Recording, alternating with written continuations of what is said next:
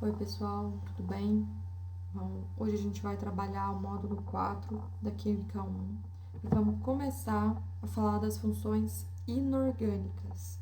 Ao longo dos próximos módulos aí, a gente vai trabalhar as outras, mas hoje nesse módulo a gente vai ver aí somente os ácidos, certo? Antes de entrar no conteúdo em si, venho lembrar vocês dos recursos aí do SAS que vocês têm disponível, que o SAS e o Colégio Shalom está disponibilizando para vocês, para tentar aí que vocês tenham o maior número de possibilidades para estar trabalhando e estudando aí nesse momento, tá? Então, existem roteiros de estudos que estão sendo colocados no site do SAS por capítulo, então isso é bem direcionado. Cada capítulo que vocês precisam fazer, é uma forma de estudar, então pode ajudar aí bastante quem está um pouco perdido. Vocês têm também o livro digital, onde vocês têm acesso a todo o conteúdo de vocês. Todos os dias estão acontecendo aulas do SAS ao vivo, então lá eles estão trabalhando conteúdos de todas as disciplinas e também conteúdos que a gente já trabalhou, que a gente já viu, e os conteúdos que a gente está vendo agora. Então, serve como um complemento aí dessas aulas que a gente está enviando para vocês. E tem também o SAS TV, que são as aulas já gravadas que a gente tem do SAS por capítulo, que também pode auxiliar aí durante o estudo em casa, certo? Bom, quando a gente pensa nos ácidos, então, o capítulo anterior, o módulo anterior, a gente trabalhou as teorias ácidos e bases. E aí, a gente tinha 3 teorias, e é importante a gente focar agora na teoria que a gente vai falar quando a gente estiver falando em funções inorgânicas. Então, aqui, para isso, a gente vai levar em consideração os ácidos diarrênios, ok? Sempre vou estar colocando aqui no slide a página do livro de vocês que tá tudo que eu tô falando. Então, para que isso? Para vocês estarem com o livro junto aí, acompanhando. Teve alguma dúvida no que eu falei? Pausa, vai lá no livro, lê, assiste de novo, faz resumo, tá? Não vão ficar parado, pessoal. Então, os ácidos, eles podem ser classificados de acordo com alguns critérios. Por exemplo, presença de oxigênio, presença de carboxila, volatilidade, número de elementos e número de hidrogênios ionizáveis. Isso aqui, pessoal, vocês vão ver que é uma mera classificação. Então, se ele tiver uma coisa, ele vai ser chamado de X, se ele tiver outra coisa, vai ser chamado de Y. Então, é uma mera classificação mesmo dos ácidos. Então, quanto à presença de oxigênio, eu posso ter hidrácidos e oxiácidos, dependendo se possui ou não oxigênio. Então, os hidrácidos não possuem, os oxiácidos possuem oxigênio. Então, o próprio nome aí é bem característico.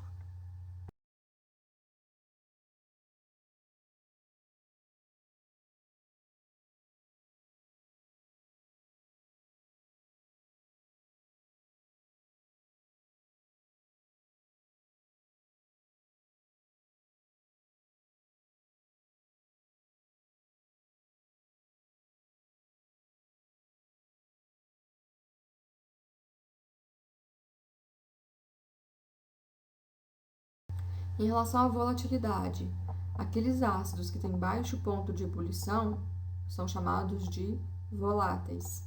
Os ácidos que têm alto ponto de ebulição são chamados de ácidos fixos. Uma outra classificação em relação ao número de elementos. Isso aqui é simplesmente a quantidade de elementos que apresentam. Se apresenta 2, vai ser binário, 3, ternário, 4, quaternário. Não tem muito segredo. E por o número de hidrogênios ionizáveis.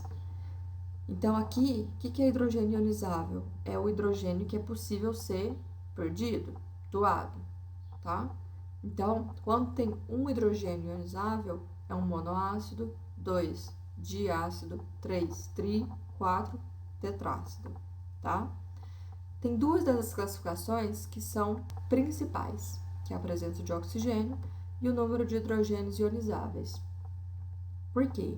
Porque através dessas duas eu consigo classificar esses ácidos de acordo com a força deles. Então, isso está lá na página 2 e 3 do livro. E a gente vai começar a falar primeiro da presença de oxigênio, como que eu classifico. Então, dentro dos hidrácidos, eu tenho os únicos ácidos fortes, HCl, HBr, HI. O moderado que tem é o HF.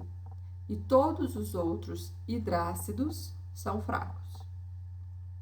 Já nos oxiácidos, eu preciso fazer uma continha. Ele vai ter oxigênio, né? Obviamente. E ele vai ter hidrogênio, porque ele é um ácido. Ele vai ter hidrogênio ionizável. Então, eu vou pegar o número de oxigênios e vou diminuir o número de hidrogênios. Então, por exemplo, H2SO4. Tem 4 oxigênios e 2 hidrogênios. Então, 4 menos 2, 2. Então, essa subtração deu 2. Isso significa que o ácido sulfúrico, H2SO4, é um ácido forte. Então, ele e todos os outros que tiver essa regra maior ou igual a 2, é um ácido forte. Se tiver igual a 1, moderado. E se esse resultado for igual a 0, fraco. Já em relação ao número de hidrogênios ionizáveis, ele dá uma coisa muito importante para a gente, que é o grau de ionização, alfa. O que é esse alfa?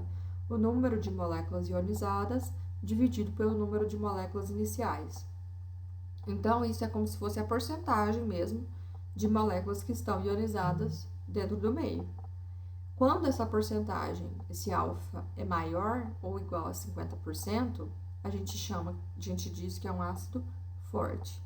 Se essa porcentagem estiver entre 5% e 50%, é moderado, e se for menor ou igual a 5%, é um ácido fraco, tá? Nossa, mas eu preciso decorar. Em relação a principalmente os hidrácidos, esses que são fortes e moderados, precisa saber, tá? Os oxiácidos, você vai fazer uma simples continha. Só precisa saber o valor da conta que você tiver, se ele vai ser forte, fraco ou moderado. Agora, em relação ao grau de ionização, o exercício tem que te dar algumas informações para que você consiga chegar aí e determinar se ele é um ácido forte ou fraco, tá? Por isso que quero que vocês façam os exercícios para a gente conseguir aí ver como é que isso vai funcionar na prática. Lembrando que na semana que vem eu não vou continuar o próximo módulo, mas sim vou enviar para vocês, selecionar alguns exercícios e vou resolver aqui para vocês, dando uma repassada nesses conteúdos para ficar mais claro, tá? Bom, em relação à nomenclatura dos ácidos, tá lá na página 3 e 4, e aqui tem um detalhe, pessoal, porque o livro traz uma parte de nomenclatura no módulo 4 e outra parte de nomenclatura no comecinho do módulo 5. O que eu fiz? Eu trouxe tudo agora para essa aula, tá? Então, a gente vai trabalhar todas as nomenclaturas nessa aula. Então, quando vocês forem observar, eu coloquei página 3 e 4, mas um pouquinho tá no começo do módulo 5. Então, eu trouxe tudo de ácido para essa aula, e quando for a próxima aula que eu for enviar o conteúdo do módulo 5, eu já vou começar em bases, tá? Então, como que a gente vai dar nome? Depende do ácido que a gente tem, do tipo de ácido. Se eu tiver um hidrácido, que é aquele ácido que não possui oxigênio, eu simplesmente vou finalizar o nome do elemento, do cloro, por exemplo, em vez do O, eu vou colocar hídrico, e aí vai ficar ácido clorídrico. Em relação aos oxiácidos, depende do NOx do elemento central. Então, observem aí os exemplos que eu coloquei. HClO, HClO2, HClO3 e HClO4. O elemento central é o cloro, em todos eles. Uai, mas o NOx do cloro não é -1 sempre? Geralmente sim, mas aqui nesse caso ele está variando. Então vamos analisar o primeiro, HClO4. O hidrogênio tem carga +1, oxigênio -2. Eu preciso que isso dê 0. Então, 2 cargas negativas e uma positiva. Então, tá faltando uma carga positiva para neutralizar. Então, o cloro, nesse caso, está com NOx mais 1. Quando eu tenho isso, eu vou colocar um prefixo hipo e o final vai ser oso. Então, vai ficar ácido hipocloroso. Isso tanto para NOx mais 1 quanto mais 2. No HClO2, agora eu tenho 2 oxigênios com carga menos 2, então a carga negativa está menos 4, carga positiva do hidrogênio somente mais 1. Então, o cloro tem que ter carga mais 3. Nesse caso, eu tiro o prefixo hipo e deixo só o oso. Então, vai ficar ácido cloroso. No HClO3, vamos analisar aí. 3 oxigênios com carga menos 2, menos 6, cargas negativas. E o hidrogênio mais 1. Então, o cloro é mais 5. Nesse caso, ao invés do oso, eu vou usar ico. Então, vai ser ácido clórico. E o último, que é o HClO4, agora eu tenho 4 oxigênios com carga menos 2. Então, o número de cargas negativas é 8. E o H+. Então, eu preciso que o cloro seja mais 7.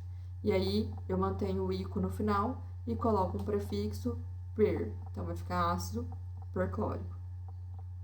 Pessoal, em relação a essa nomenclatura, precisa ser treinada, tá? É exercício, é fazer exemplo, infelizmente, não tem outro jeito. Você só vai conseguir enxergar isso mais facilmente fazendo exercícios, tá? E aí, eu trouxe um resuminho aqui pra gente finalizar um pouco as características desses ácidos. Isso aqui também tá no módulo 5. Então, eu tô trazendo toda essa parte já pra cá pra gente fechar ácidos hoje. Então, os ácidos são compostos moleculares, ou seja, possuem apenas ligações covalentes nas moléculas, sofrem ionização em solução aquosa. O íon H+, ou H3O+, é o responsável pelas propriedades funcionais dos ácidos, possuem sabor azedo, neutralizam e são neutralizados por uma base, e em solução aquosa conduzem corrente elétrica. Atividades para a sala, página 4 e 5, e as propostas, página 5 e 6, certo? Pessoal, dúvidas em alguma coisa? Releiam o livro, assistam a videoaula do SAS TV. Se tiver alguma aula do SAS ao vivo sobre isso, assistam também. Isso vai ajudar bastante vocês aí a ir complementando esse conteúdo. Porque é impossível a gente trabalhar uma aula aqui com 50 minutos, tá? Então, eu tô trazendo mais um panorama, assim, geral do capítulo para vocês. Se ainda assim restou dúvida, o canal de atendimento do SAS Conecta já está disponível aí para vocês entrarem em contato comigo. Estou à disposição para o que vocês precisarem, tá? Pra gente tirar as dúvidas. Tarefa de casa online, prazo 17 de abril. Então, vocês têm aí praticamente 2 semanas, a partir de hoje, para estarem fazendo essas atividades. E por que eu tô colocando prazo? Pra gente andar todo mundo junto, tá? Então, por mais que a gente não esteja juntos nesse momento, esteja todo mundo em casa fazendo sua parte, a gente precisa andar com esse cronograma. Então, por isso que o prazo para eu gerar o relatório, dia 17 de abril, certo? Bom, pessoal, até mais então. Fiquem em casa, que logo, logo nós estamos juntos de novo.